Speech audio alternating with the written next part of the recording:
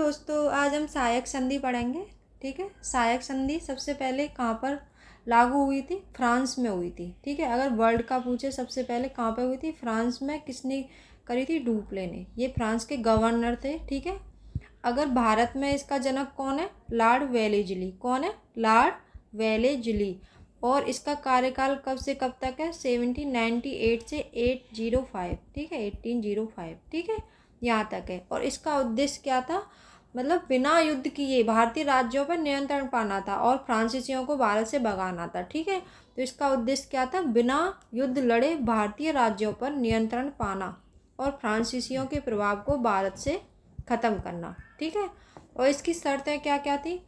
इसकी शर्तें ये थी कि जो भी राजा का दरबार था, ठीक है, जो देशी रियासतें थी, उसमें एक अंग्रेजी अधिकारी जरूर रहता था। ठीक है, और वह जो राज्य में जो भी कार्य चल रहे हैं, जो भी अंदरूनी मामले हैं, उन पर नज़र रखता था। ठीक है, तो क्या है, राजा के दरबार में एक अंग्रेजी अधिकारी हमेशा रहेगा। ठीक है, जो राज्य के अंदरूनी मामलों पर नज़र रखेगा। किस पर रखेगा? जो राज्य के अंदरूनी मामलों पर नज़र रखेगा। ठीक है, ये स्टेटमेंट में क्वेश्चन आ सकता है और आया भी है। ठीक है, नेक्स्ट देखेंगे। और जो भी देशी रियासतें थी उसकी रक्षा करने के लिए अंग्रेजी कंपनी ने वहाँ पे अपनी सेना रख रखी थी। ठीक है, और उस सेना का खर्चा किसको उठाना पड़ता था? देशी रियासतों को ही। ठीक है, ये याद रखेंगे। जो भी राज्य या देशी रियासतें इस संधि को स्वीकार करेंगी, उसे अपने राज्य में एक अंग्रेजी सेना रखनी होगी। क्या रखनी होगी? एक अंग्रेजी सेना रखनी होगी और उसका पूरा खर्चा रियासतें ही उठाएंगी। कौन उठाएगा? रियासतें ही उठाएंगी।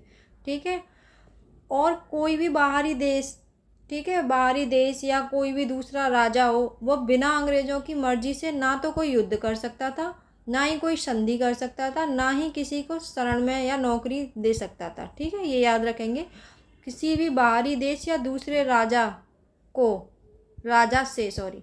किसी भी बाहरी देश या दूसरे राजा से बिना अंग्रेज़ों की मर्जी से न ही किसी से युद्ध, न ही किसी से संधि और न ही किसी को शरण या नौकरी दे सकता था।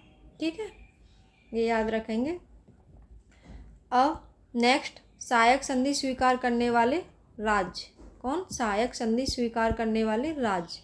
ठीक है, इसमें डेट याद रख सकते हैं आप, वैसे ये क्रम से आता है, ट्रिक से भी याद रख सकते हैं। HMT मतलब HMT क्या है? घड़ी है, एक घड़ी की कंपनी का नाम है। HMT पहनकर अवध के पेशवा बरार और सिंधिया गए। ठीक है, तो ये क्रम से याद हो जाएगा।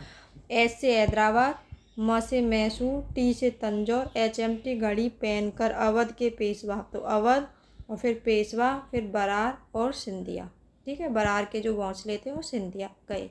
डेट से ऐसे याद रखेंगे: 1798, 1799, 801, 802, 803, 804। ठीक है, ये यहाँ तक याद रखेंगे।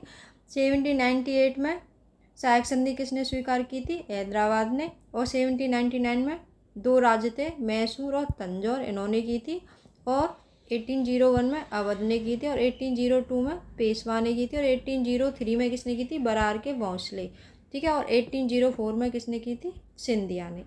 ठीक है, इस प्रकार सहायक संधि का टॉपिक समाप्त हो चुका है। वीडियो अच्छी लगी हो तो लाइक एंड सब्सक्राइब करें। Thank you, bye bye.